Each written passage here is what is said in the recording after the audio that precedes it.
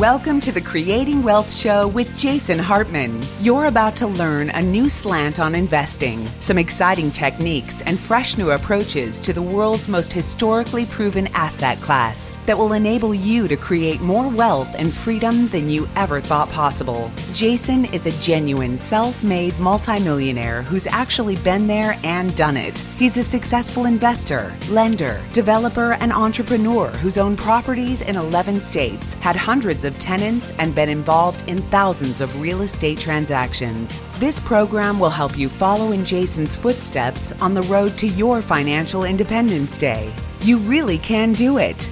And now, here's your host, Jason Hartman, with the complete solution for real estate investors. Welcome to episode 1597. Thank you for joining us today as we are going to get some inside information from not a real estate company, not a real estate data person. We're going to get some data from a real estate software company. And this data is interesting because it leads other data. It leads it by about 2 months, as you will hear. And we are going to hear from one of their people. And this is kind of insider stuff. I think you'll like it. And it really speaks to what I've been talking about for many months. And that is none other than the Suburban Tsunami. That's right, the Suburban Tsunami. You heard it here first, folks, way back in February, before anybody else was talking about it. And what's interesting about this company is they've got data about 60 days earlier than others have in the marketplace. So I think you'll like that, and you're going to see some interesting trends here in this discussion. This was a long interview, about an hour long. So we split it up into 2 parts, today and tomorrow, for you. I think you'll enjoy our guest. So she will be with us in a moment, and she's got some really good insights for you. But I must tell you, folks, it is now official that if you were to go to Facebook and if you were to post the Lord's Prayer on Facebook, that would be deleted because it violates their policies and procedures, their community guidelines. So now the Lord's Prayer is outlawed on Facebook. I mean, these big tech companies are so disgusting. It is beyond comprehension. It really is. It really is. It really is. And further, Naresh posted this article I thought was interesting, and this is from RT. And I got to tell you, I had Rick Sanchez on the show, what was that, last week, the week before? Really interesting guy, and he is an anchor for RT. And, they have some fantastic stories. Isn't it ironic that a company partly funded by the Russian government would actually have news that is more reasonable and balanced? I'm not saying fair and balanced. I want you to notice that. Did not say that. More reasonable and balanced than these mainstream U.S. outlets. Now, they're based in the U.S., okay? But they have offices all over the world, but they're partially funded by the Russian government.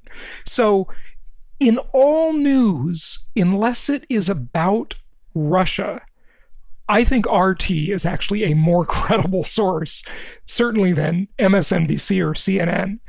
But they've got an article today, and the academic elite is saying that working from home, you ready for this?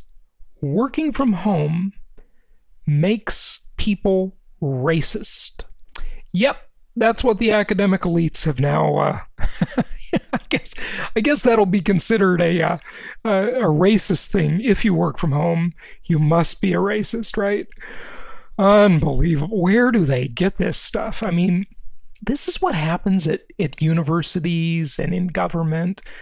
The academic elites, they come up with these absolutely nutty theories. They a friend of mine said it. This was maybe 30 years ago. I remember him saying this. We were riding our bikes by UCI, University of California, Irvine, which I used to live right down the street. I used to take classes at UCI. That's how I learned all about real estate development. God forbid I wouldn't be doing some crazy liberal arts degree.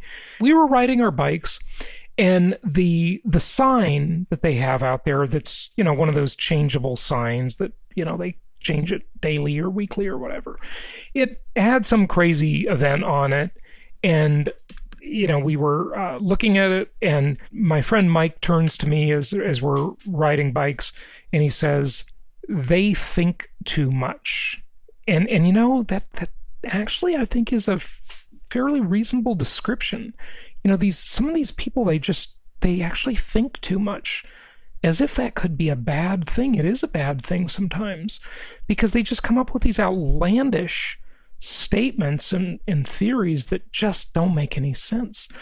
But how does that relate to real estate investing? Well, actually, it relates quite a bit, and I'm about to tell you why. Not because we're going to have a secession movement, not because society is split apart into the academic elites and the rest of us, between the people that don't participate in the real economy. That would include universities, university staff, mostly professors. I mean, there are normal people that work at universities that are, clerical people or people that fix up the buildings. Those people are all fine and normal. It's the professors that are the nut jobs. And not all professors are nut jobs, by the way, but, a lot of them are these crazy academic elites with these wacky ideas. But it's also the Wall Street elites and the bankster elites, right? And it's the government elites. So these groups of people, and there are others that I didn't mention, but mainly those big groups, those groups of people are totally detached from the real world, the real economy. Even though they're not all academics per se, they all live in some version of an ivory tower. Right? Oh, well, hey, Jason, what are you doing here? What are you saying? Jason, what are you saying? You know what? You forgot one major group. The media. Yes, the media. Don't forget that one. They all talk to the same people that believe their same beliefs. They, preach their ideas in a one-to-many format. They don't get any feedback from the real world. They're completely insulated from the real world. It's just amazing. So how does it relate to real estate? Well, when we see the university government debt enslavement complex, like the military-industrial complex, right?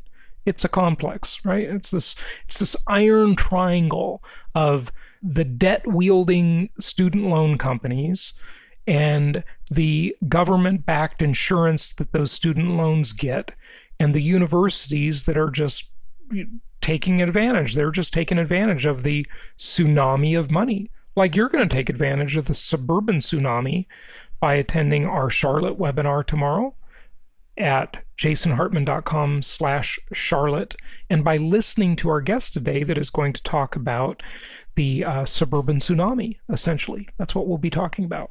But how does it relate to real estate, specifically what I'm saying? Well, as we see the university government debt enslavement complex under major pressure, maybe more pressure, actually, I don't even think that's a maybe. I'm going to say more pressure than it's ever been under since really it got its foothold in the 1970s. Why? Because that's when the government insurance of those student loans really became a thing, okay? And that's when you saw the price of college tuition and college textbooks and college housing skyrocket. Here's the real estate connection. These college towns are experiencing massive vacancies. They are under tons of pressure. And I have a reference for this. It's not just my anecdotal observation. It's the elitist scumbags at the New York Times, because I'm looking at a New York Times article right now, and it's entitled, "As Occupancy Dwindles, College Dorms go beyond students. Real estate developers are seeking opportunities to buy student housing from scrapped universities and convert them into apartments for white-collar workers. Now, I think this is a good idea, but guess what? I think they are way too early in the game to be buying. They're too early. You know, I'm not a market timer, but sometimes the market timing presents itself and it's pretty obvious that they're too early for this, okay? Also, remember, most of these, almost all of them, I don't even want to say most of them, 95% of student housing is not necessarily high rise, but it's higher rise. So it's like mid-rise type stuff, meaning above four stories. Some of it's maybe just 4 stories, but it's always high density. Always high density. And remember, in a COVID world and in a world of riots, you do not want density. If you have civil unrest and you have viruses, density is the danger zone. So I think that there are some real flaws with this, but no question. I mean, and it's been a hard year for many apartments. Many of these apartment complexes have struggled with COVID and with civil unrest, depending on their location, if they're in downtown type areas. But it talks about one company, PEB Capital, P-E-B-B, PEB Capital, and its partner, Triarch Real Estate, bought a building for $58 million in 2016, blowing out interior walls and gut renovating it to convert it from dated dormitory into sleek furnished apartments. The investors nearly doubled their money. Now, yeah, that was in a time when you could do it, right? There was this huge demand for that type of housing, and you saw that, right? Selling the building for $104 million. Okay, it now houses a mix of grad students and young professionals. But you know what they didn't tell you in that? They just told you what they bought the building for and what they sold it for. They didn't tell you what the improvements cost. Isn't that convenient? So they didn't really double their money. Maybe they spent $20 million on the rehab or $30 million. So, they probably made some money. They probably made $20 million on that deal after all their costs were done and so forth. Still, I'll take it. Hey, $20 million? Nothing to sneeze at. I'll take it.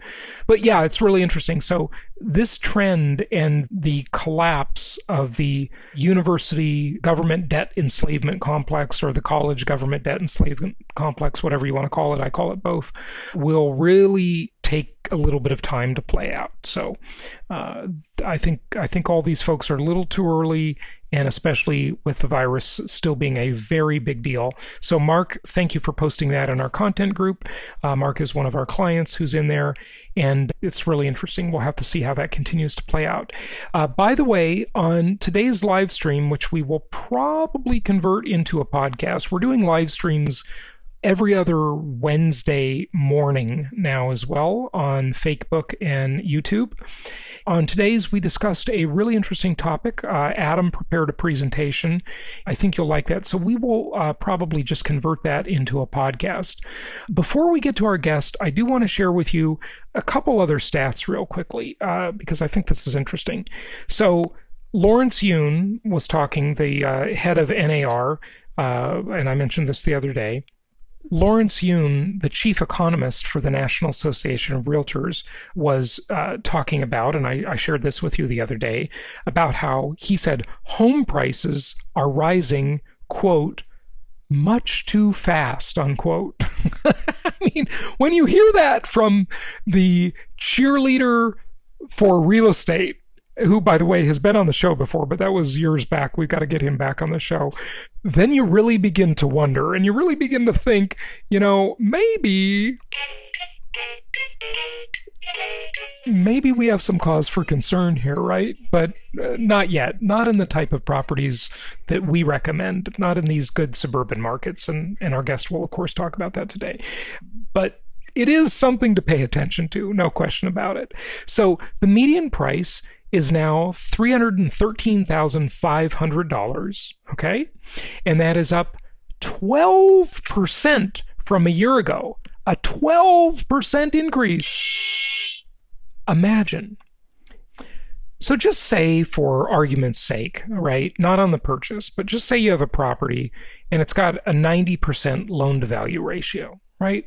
That's not the way you structured the financing when you bought it, but maybe you put a HELOC on the property or whatever, right? Just call it 90-10 loan to value ratio. In other words, you've got 10% equity and you've got 90% debt on the property. And say you don't have any positive cash flow. It just breaks even. And it appreciates 12% in 1 year.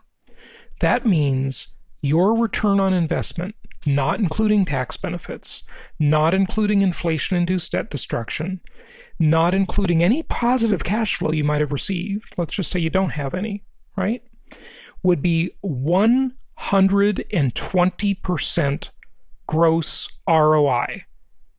120% return on investment.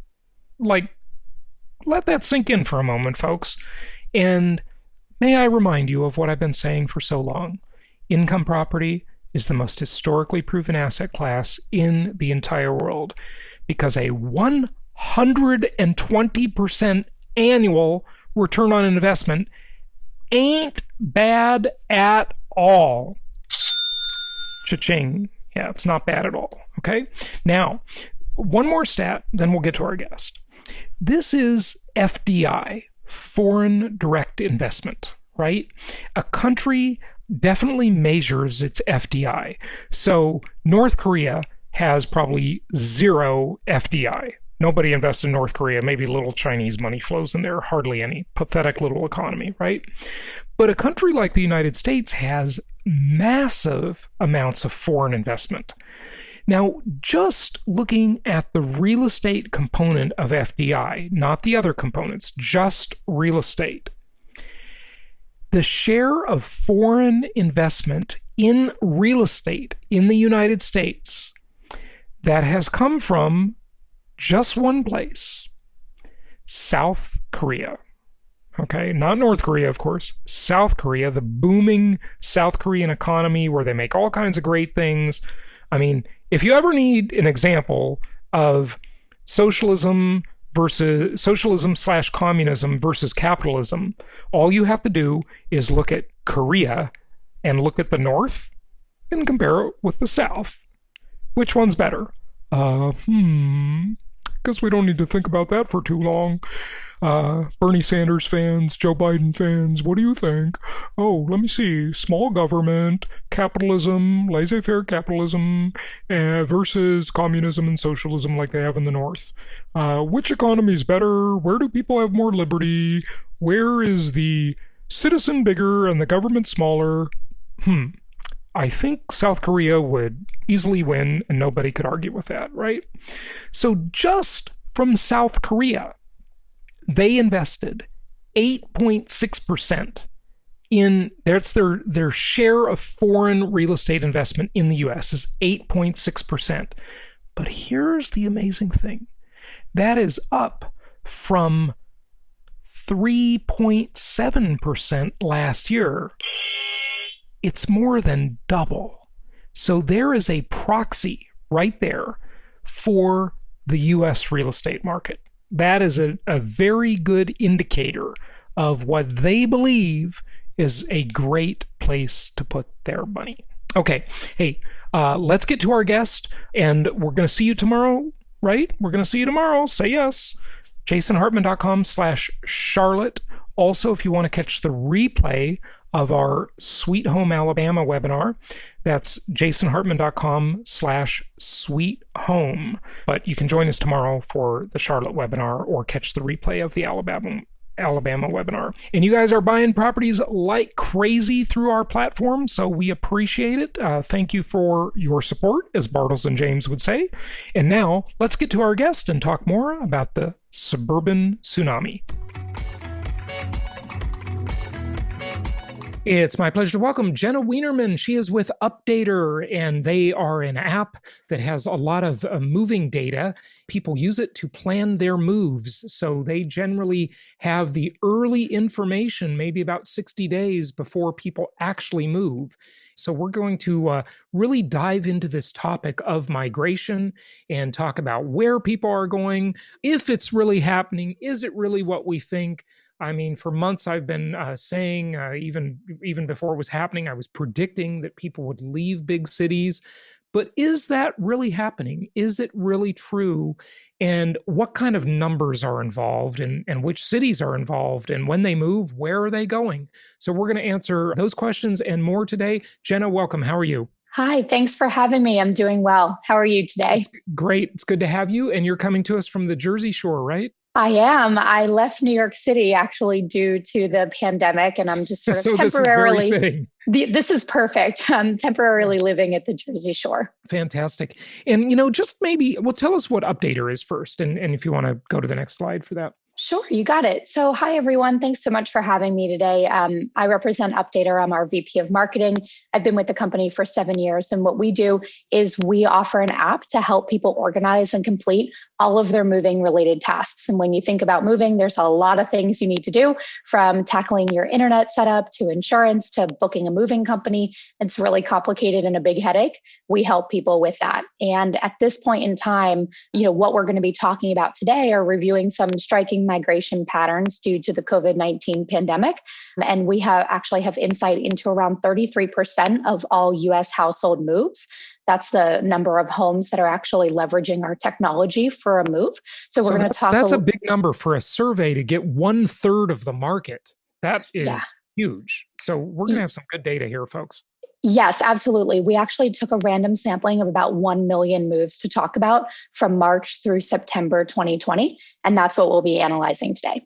Okay, fantastic. And if you want to flip to the next slide, that'd be great. But, Jenna, since your story might mirror what we're talking about today, do you want to just share quickly your personal story? Because Sure. You made that move yourself. So it's pretty fitting. It is totally fitting. I'm happy to. So I am a New Yorker. I've been living in New York for 12 years. Updater, our company, we're headquartered in New York. We also have a few offices around the country. And when you say New York, you mean the city, right? Yes, I am an Upper West Side resident right in Manhattan. I'm maybe 2 blocks from Central Park. And one of the, I guess, triggers, if you will, actually happened for me with Central Park is I saw the hospitals being built in Central Park. And in March, at the time in March, we didn't know what was happening. We didn't know what we know now today about the virus and the pandemic. All we knew was that it was airborne and it's killing people and it's really scary. And the doctors and nurses and the hospital and frontline workers in New York, they were doing everything they can. But as you know, our city was underwater and it was really scary. And New York is a city where, for me personally, I take the subway to work every day, as most people do. When you go to a grocery store, they're tiny and they're packed in and they're just like, little neighborhood stores. And to be in a city where there's a virus that's really unknown and it can kill you, and to be running around the city, I mean, we were all wearing gloves at that time. It just felt really dangerous to be there when I was fortunate enough to have another place to go. Yeah. So what I did at the end of March, I left New York and I just packed up a backpack and I moved here to the Jersey Shore, which is just a family home that we have here. And it was really sitting empty in the spring. And, most people come here in the summertime. So it was really sitting empty. So I just moved in with my backpack and I've been here ever since. And, it's a really interesting time in New York. I have been able to go back once and everyone was wearing a mask. Everyone was being safe. The restaurants, the businesses are reopening slowly and in a safe fashion. So I would feel safe going back at this point in time, but I really just enjoyed being here for the summer. So what's interesting about my story, and you're going to see some of this in the data today, is that I may have moved, but I didn't actually have a relocation event, right? So there's a big difference between people on the move and being mobile versus actually relocating in the way that it would. You're stealing my thunder, because that's one of the questions when I'm going to pick at your data that you're going to share, I was going to ask you about all the wealthy New Yorkers that just went to the Hamptons, for example, or Jersey. They didn't really move, in quotes, right? And so you're still paying rent on your place in New York, right? Absolutely. Absolutely. I own my apartment, so I'm paying my mortgage and they do not let you out of that. Yeah. Yeah. And you didn't even go into forbearance. I would think that would be an option you'd really want to consider for something like that. Well, my apartment is my home and I don't want to leave it. I don't want to lose it. I want to go back. I want to recontribute to the economy. But it did feel a little scary for a while. And simply because I was in a remote beach location, it was just really comfortable for me to be here for the summer. But not everybody, actually, what we will see in the data today is not everybody was able to go to a beach. I feel beyond fortunate to be able to be in this position. Right. But a lot of people, you'll see that New Yorkers actually dispersed across the country, which is really interesting. We'll look at that. Good. Let's dig in. Let's dig in. Thank you for sharing your personal story, though. You're welcome. You're welcome. I'll keep you posted as I move back. Question number one, right? It seems that people are moving like crazy during the pandemic. Is this true? There's been a lot of anecdotal evidence. The answer to that is yes and no. So what we're looking at here is macro level migration. As we talked about the difference between mobility versus actual relocations, yes, people were on the move 100%. But as it related to permanent relocations, what you see here on the right, this is actually a chart of the move volume that we saw, meaning every move is counted as one, and we're looking at total volume across the country compared to seasonality expected levels. Moving is a seasonal business. People move when the kids are out of school, they move in the summer. It's also the summer real estate market is when things are hot. So we're looking at a seasonal trend here. And you could see that most of this line chart is actually below the 0% line, which means that nationwide move volume did drop. We actually saw a 32% drop the week of March 16th, which was totally in line with the first shelter in place orders. We saw it drop a little bit further as the shelter in place orders started to extend into April and into cities outside of New York. And typically this would be a time when volume rises and is leading up to the summer moving season. And it can often rise as high as 20%. Moving did pick up in July and August, but I would say that it didn't fully recover. You see a big spike there around Labor Day. Labor Day weekend. That is not an anomaly. That's pretty normal. It's the end of the season, and Labor Day moving weekend is a big moving weekend for many. I mean, it's when leases end on the 30th of the month. And it's generally like a big moving weekend because it's a holiday. So you gain an extra day. Sure. And what we're talking about now is nationwide moves from anywhere to anywhere. We're not talking cities to suburbs, cities to rural, or anything like that. We're just talking about the overall moving industry. Correct. Or moving activity, I should say. Move volume, moving activity, great way to put it. Absolutely. So this is just overall volume throughout the course of this pandemic. The drops that you saw that one in April that we talked about. That was when the shelter in place orders really started to kick in. You see another one in mid-July, early August here. That was when there were major spikes happening across the Midwest. So maybe next time I can overlay this onto COVID cases, but you would see the big drops actually happening around when COVID cases are taking place, except for that last spike there, Labor Day weekend, and the drop that comes right after it. Those events are actually just sort of balancing each other out. There was so much volume Labor Day weekend that after that, it was a little slow for the first week of September. Okay. Yeah. So we did have an uncharacteristically long home sale season. You have seen real estate prices and bidding wars happening all across the country. And just in the last few weeks, it's really starting to cool off as inventory is slowing down. Work from home is continuing, and work from home, we'll talk a little bit about this, really can mean work from anywhere right now. And that's what I'm doing. Is my story. And that's what a lot of people around the world and around the country are doing as they're starting to realize I can work from anywhere. Should I really stay here? What do I want from my life? The interesting thing, Jenna, about that is that, the technology's been around for years to do that. It's not like it's new tech, right. It's just that everybody has adopted it and accepted it. And I think there are a lot of good things coming out of the COVID crisis. And one of them is that it has forced people to adopt things that are, just more efficient, more convenient, better for the environment. Just better. You don't need to have all these in-person meetings. I kind of miss in-person meetings. It's like, tell me about any conference on any subject, I'll go just because I want to see some people again. Right. I know. Are you getting a little Zoom fatigue as well? Oh, definitely, definitely, and I've definitely got COVID fatigue. I mean, I think a lot of the world has got that where they're feeling somewhat scammed as to the intensity of this crisis. But that's maybe another topic. So, yeah, Right, absolutely. So to your point, right, work from home is continuing. More companies are adopting it. There have been a number of tech companies who've come out and said we're going to continue work from home permanently.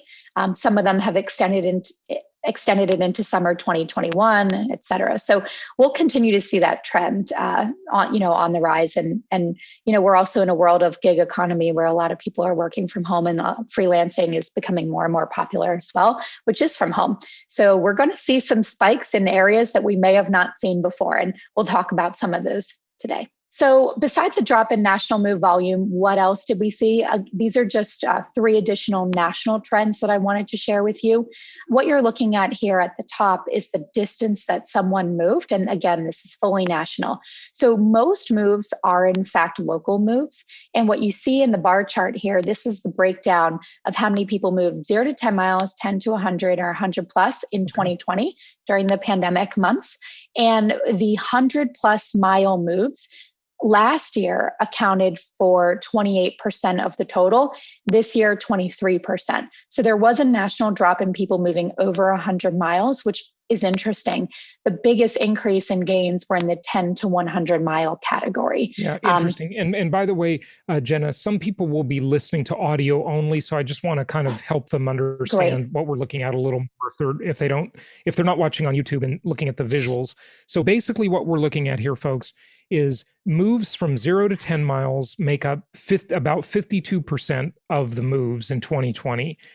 And 10 to 100 miles make up about 24% of the moves. And over 100 miles, like Jenna said, 23%, roughly. And then the people, I guess, are they moving to something else they own or something that they're renting? And 78% of people are moving to something they own, right? That's moving to. That's right. And then 21%, roughly, these are rounding, moving to another rental. So that's interesting. And what I take from this is that the 100-mile plus moves, those were corporate relocations, probably a lot of them, to another office or moving for another job in general, right? And so that's why I guess you said that's unchanged or it's down? It's actually slightly down compared to last year, and the 10 to 100 mile category is slightly up. Yeah. And just to put it into perspective, our average move across the country is 11 miles. And that's a very local move, right? If you think about it 11 miles this year or always historically? That's a great question.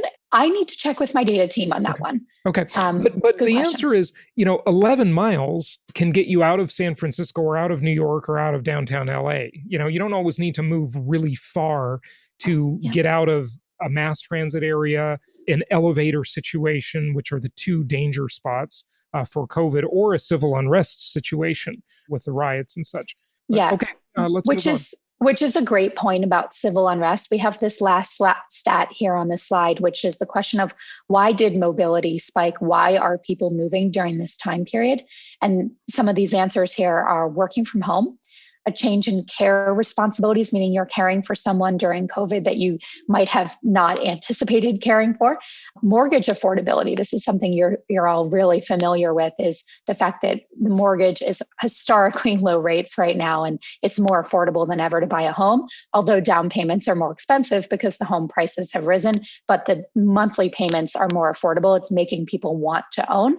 And then, of course, as you mentioned, safety concerns. We've had a lot of social unrest in cities this year, and safety concerns related to COVID. So all of these influences are coming together to really influence where people are going in this country. Absolutely. Okay. So we have another question here. Some are hypothesizing that people are leaving the cities, but what does the data say? There's a lot of anecdotal evidence, moving companies coming out saying we're busier than ever. A lot of local coffee shops saying more people moved in than we've ever seen in small towns, et cetera. So there's a lot of anecdotal evidence here, but let's talk about what the data says. So we actually took a look, just to answer this question at a really high level for you, is we took a look at the top 5 cities by population. Those cities are New York, Los Angeles, Chicago, Dallas, and Houston. And we analyzed, did those cities experience a net gain or a net loss during this time period?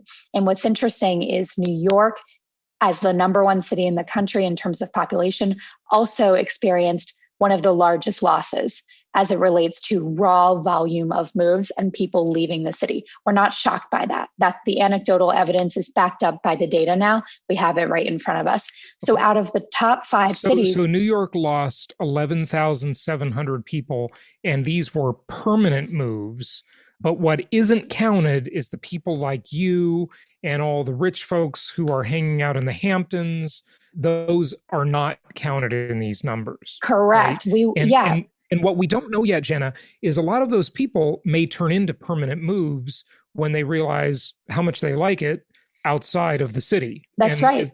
If the city doesn't reopen and you can't go to a Broadway show, if you can't go to all the great restaurants, if you can't experience the whole point of being in a city, then what's the point, right?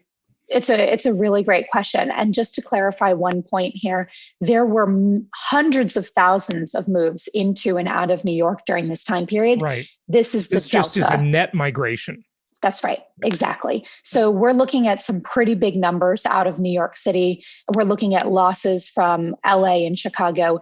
And out of the top five, rounding it out, we have Dallas and Houston in terms of population size. Those cities, both in Texas, experienced a gain during the pandemic. And we'll talk more about what's happening in Texas. So what we actually did was, it's a little unfair to talk about net gains and loss as it relates to overall move volume because some cities are bigger than others. So we actually indexed this and took a look at the net gain relative to each city's population. And what you see here on this list, and I'll read this out for everyone just listening here, is we have a top list of metropolitan areas that ranked as the top 10 biggest gain during the pandemic relative to their population size. So relative to its population size, our number one inbound metropolitan area was Greenville, North Carolina, followed by Tallahassee, Florida, Las Vegas, Nevada, Denver, and Spokane, Washington. And those round out the top five here. And it's just really interesting when you look at the map, you're looking at a lot of warm destinations in the Southeast here that gained some new residents. And we're looking at some cities that you're not used to seeing on this list, like a Spokane, a Greenville, or a Reno, Nevada. You typically wouldn't see their names pop up, but relative to their overall population size, they received an influx, and that's worth calling out. Right. And that's really interesting because that gives you kind of a per capita growth rate, which is very interesting. And none of this surprises me too terribly much. I used to own property in Greenville. That's a charming little town. Tallahassee, I can see, Florida is so business friendly. Las Vegas is picking up all the California moves. But Las Vegas, I lived in Las Vegas for a year and a half. I didn't like that city much. It really is three cities in one. Vegas is a very unusual circumstance. It's what everybody thinks is one city. It's the Strip. And then the second one is the slummy parts, which is a huge swath of Las Vegas, unfortunately. And then the nice suburban parts like Summerlin and Henderson, where all the Californians are moving. So it's a very mixed bag. But I'm not surprised. All of these are good places. Wilmington is a charming place. Raleigh is nice. Spokane, Denver, Phoenix. I lived there for 6 years. So all of these are like good quality of life places, I would say. Maybe except Las Vegas, except that just picks up the Californians because it's an easy move. And, it's decent quality of life if you're in those suburbs. So, no, that's not surprising to me. Yeah, I mean, the big notable here for me on this list is 3 of the top 10 are in North Carolina. And North Carolina, we've talked to some Charlotte media recently to tell them what's going on in their market. These markets are hot. Charlotte, Raleigh, they're great places to live. I even have friends in New York who've moved there recently. Not surprising to see those on the list, but just worth calling out. Well, the nickname for Charlotte, North Carolina, where we've done, hundreds of transactions over the years in my real estate company, is halfback city, because people leave New York, they go to Florida, decide they don't like Florida, so they go halfway back. And so, so Charlotte has the distinction of being called halfback city. So I love that. I've unfortunately only been to Charlotte once, but I had the most like charming, fun weekend when I was Yeah, there and charming absolutely town. loved it. Great place. Okay. So that was relative to the population. Net gain overall, this is not going to surprise you. This is based on total inbound moves. This is raw moves we're talking about here. You're going to see your biggest cities on a list here. So what we're looking at is net gain, cities that had a net gain overall during the pandemic in terms of raw number of moves. Our top 5 are Washington, D.C., Baltimore. And again, we're looking at metropolitan areas. So we're talking about D.C. and Baltimore, Dallas, that would include Fort Worth, et cetera, Los Angeles, Yep. Orange County, New York City, and Houston. So DC, Dallas, LA, New York, and Houston were our top 5. And 3 I've bolded here, just worth mentioning, is looking at the percent growth year over year. Dallas, we're talking about 38.5% growth. San Francisco, we did see people moving to San Francisco during this time. That's the shocking one to me. I can't believe it. And Well, and in Chicago too, but you're talking about the MSA, that's right? So the San Francisco MSA probably includes all of Silicon Valley and all those suburban areas. Right, the East Bay, absolutely. Yeah. So, and of course, you're going to have to account for the fact that people are moving in and out of cities regardless. Like most moves, as we talked about earlier, are local moves. So you're going to see San Francisco zip codes be the destination zip codes on some of these address pairs, right? So it's not shocking to see your top MSAs be your top cities here. But I do want to point out that there was growth in Dallas, San Fran, Denver year over year. Folks, what you're seeing right now or hearing right now, if you're only hearing it, is that you really can never just take data at face value. You have to think it through and think what's really happening here. For example, Los Angeles, that MSA, includes Long Beach and Orange County, right? And, Correct. Santa Ana is the county seat for Orange County, right? So people aren't moving into downtown LA, I would imagine, right? But they are moving to the suburban places. So they might leave the higher density area of LA, like they're leaving New York and they go to New Jersey or the Hamptons. And so then they're going to Orange County or Long Beach or something to live in a more suburban environment. So that doesn't surprise me.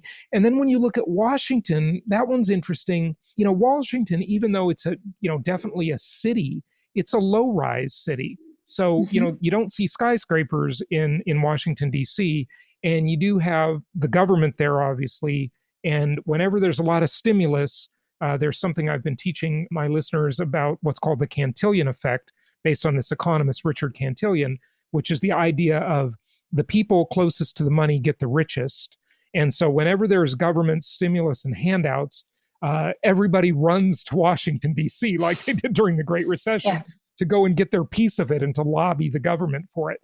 And so, if you really think this through, this is not that surprising. So, yeah. Exactly.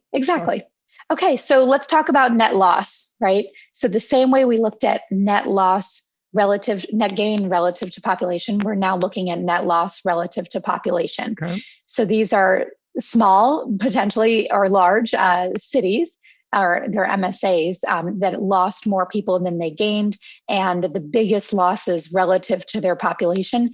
3 of these top 10 are located in Texas, number 1 on the list being Odessa, Texas. I know that Texas, particularly in Odessa, there was a lot of COVID cases this year.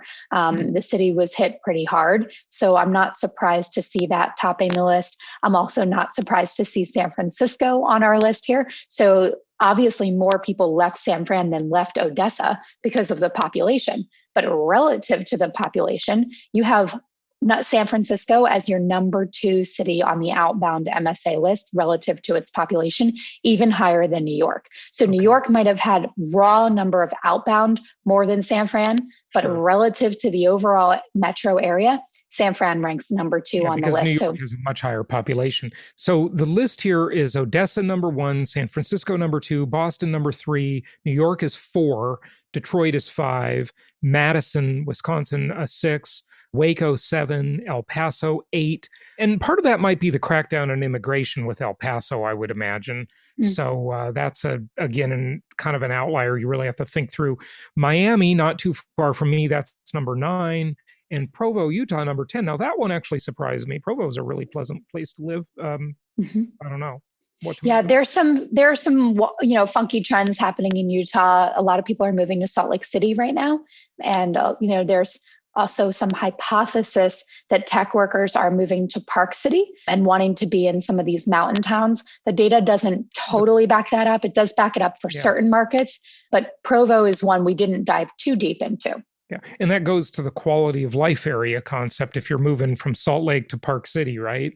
Because you don't have to be in Salt Lake City, but Park City, is a beautiful area, right? So it's a different concept. Mm-hmm. Okay.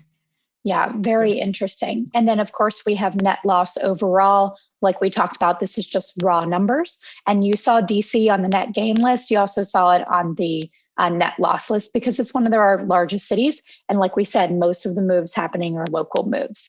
So we're looking at, Dallas, San Francisco, and Denver being some of the largest cities on this list for outbound as well. Okay, let me make sure I'm reading your chart correctly. Okay. You have Washington, D.C., Baltimore as number one, and it says plus 20%. I'm rounding, by the way, so 20% year over year. But the title of the chart is top 10 outbound MSAs. Right. So does that mean the outbound are up 20%? That's right. That's exactly right. So outbound moving in Washington, D.C. is up 20%. It's also possible at the same time for inbound moving to be up 20% year over year, because that just means that more people moved into or out of Washington, D.C. So overall, that's sort of a relative number to overall move volume. Let me just remind everybody, or maybe we didn't mention it at all. Let me just tell everybody the way Jenna is getting a hold of these statistics is based on people using the app to turn on their utilities and to arrange movers and things like that, right? Yeah, essentially, what we do is we work with real estate companies all over the country. So brokerages, property management companies, and we sync into the technology systems that they use. And those companies choose to invite their clients to use our app for their move to set up all their services, right? So we're looking at overall move data and move information for the entire country.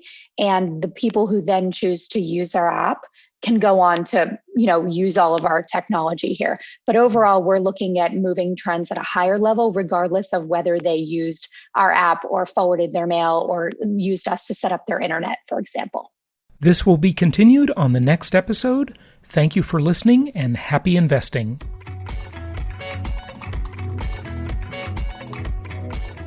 Thank you so much for listening. Please be sure to subscribe so that you don't miss any episodes. Be sure to check out the show's specific website and our general website, hartmanmedia.com, for appropriate disclaimers and terms of service.